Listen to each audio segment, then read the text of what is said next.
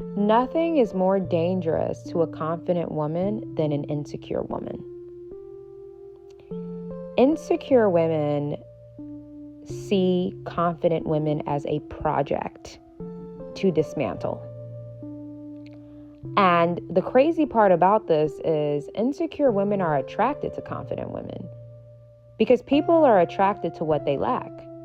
So insecure women are always going to try to align themselves with a woman who's confident. This goes back to what I say about humans. Humans like to align themselves with what they are not.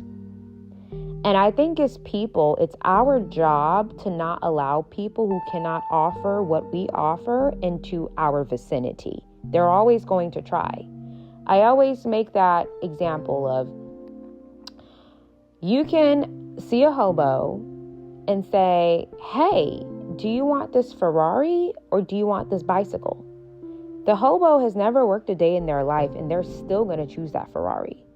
They're not going to put in their head, hey, I don't work. Hey, this car looks expensive. Hey, I've never maintained anything of luxury before. Hey, I don't even have a job. They're not going to think that way. They're still going to choose the Ferrari and align themselves with the Ferrari, although they're in alignment with the bicycle. That is just human nature.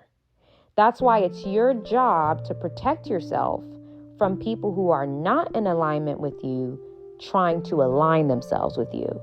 So when a woman is insecure, she's going to try and be determined to befriend the confident woman. She's going to try everything she can, compliments, gestures, whatever she can to become friends with the woman who's confident.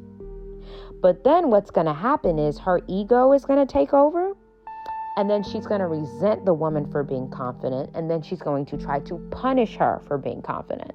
Which is why I tell confident women, the connection should not happen to begin with because she's not in alignment with you. So there's nothing to connect yourself to. And we have to stop allowing people who are not in alignment with us to have that type of access. Okay. And I know it may sound mean. It may sound pompous, but it's not. It's reality, and it's a way to keep yourself safe. The problem is insecure women are never going to not act on that feeling, right? It's very hard for them to not act on it. So the reason why insecure women put the confident woman at risk for being hurt is because of the way that their insecurity is going to come to the surface in regards to you. So for example, if your friend is insecure and you're confident, if you guys have an event that you're going to and you go to the mall and you try on dress A and dress B, dress A, you look amazing, you look sexy, you look great. Dress B, mid, right? You turn around and you look at her and you tell her, what do you think? Dress A or dress B? She's going to tell you, oh, definitely dress B. And because she's your friend, you're not going to think that she's low-key sabotaging you because she feels insecure about you. Even though dress A is the dress and dress B is mid, because your friend is insecure about you, she's going to make you choose the dress that is mid, right? So insecure women are always going to be holding confident women back from their best potential. That's one.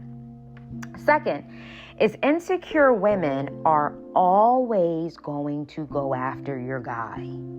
I don't know why they do this, but every time in the past I've been friends with a woman who was insecure, she would develop this obsession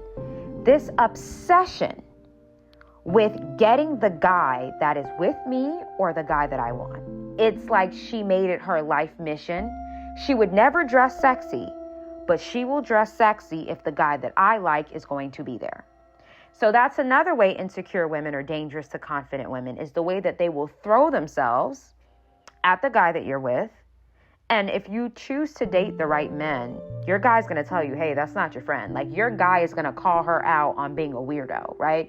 So the guys that I've been with in the past would always say, why does she always unbutton her shirt when we're on the table and you go to the bathroom? When it's just me and her, she's unbuttoning her shirt. Why? You need to watch out for that. Like, they would warn me about her, right? Because a lot of women think men don't see what they're doing. Men are very well versed on women.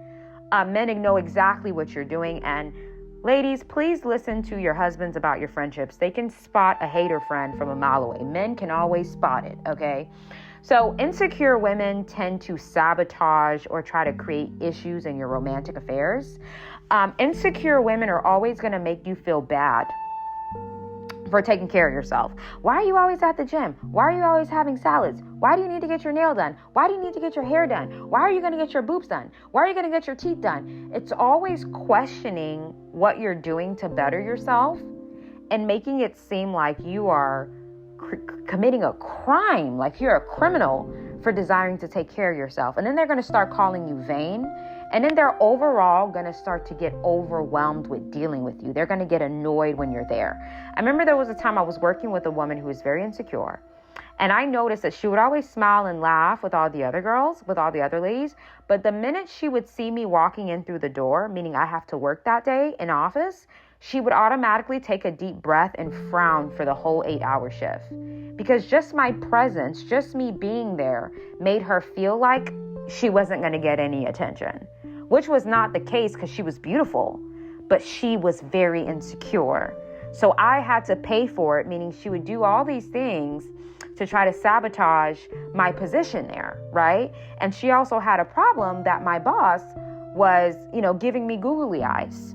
Again, insecure women are dangerous to confident women because of the lengths that they will go to stop things for you. You cannot take down control freaks, Jezebels, and Leviathans if you don't have respect and boundaries. Respect and boundaries, part 2. All of us in life have our own individual power. The problem is when you give that away by being a habitual people pleaser. And respect and boundaries, part 2, we will be doing a deeper dive into how to respect yourself and how to also ensure that the people around you are giving you the same respect that you also give yourself. In addition to that, we have Defeat Jezebel and Leviathan on June 29th, following the Respect and Boundaries Part 2. In order to deal with lower level controlling entities, you need to know how to spot them within individuals and know how to navigate them. In other words, vampires, sociopaths, narcissists all fall under the Jezebel and Leviathan umbrella. In this class, I'm going to teach you how to spot people who have these entities operating in them, how to respond to them, and how to protect yourself from them on a both spiritual and physical level. You guys do not want to miss these master classes. Very, very important.